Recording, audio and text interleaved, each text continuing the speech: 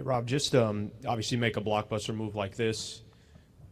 What is your balance of thinking long-term with 25-year-old and then also just the short-term, knowing that the deadline's coming up on Thursday, just balancing the long-term vision with the short-term? We know that our roster has continued work to do to become complete. And just to be clear around the vision for our roster, we're going to build a roster that fits J.J. Redick's philosophy, his basketball philosophy. That's something that we believe in, that we support, that we want to lean into. So in terms of roster decisions, J.J. and I collaborate extensively around that and fitting how he wants to play. We know we have a need for a big.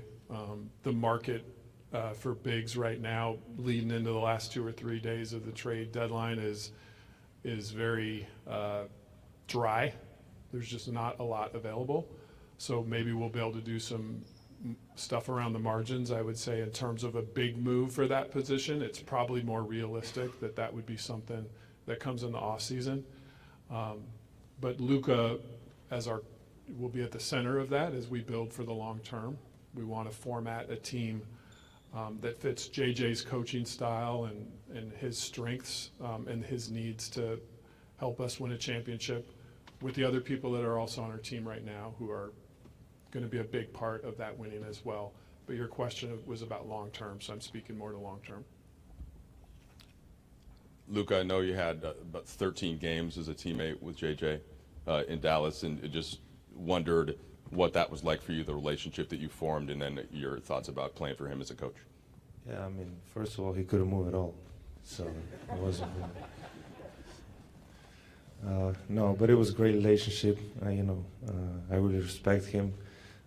You don't see me go on podcast. I went on his podcast twice, so you know how much respect I have for him. So I'm really excited that I can play for him. Rob, good to see you. Along the same lines with the trade deadline and all of that, the window for Luka, 25 years old, coming off a finals appearance last year. LeBron, 22nd season, 40 years old. Like, what's the urgency level to have this team in the immediate future reach championship contender status? And whether that immediate future is between now and Thursday or the offseason going into next year, just kind of what is the view in terms of the timeline to get this team to be able to contend? The urgency is ever present.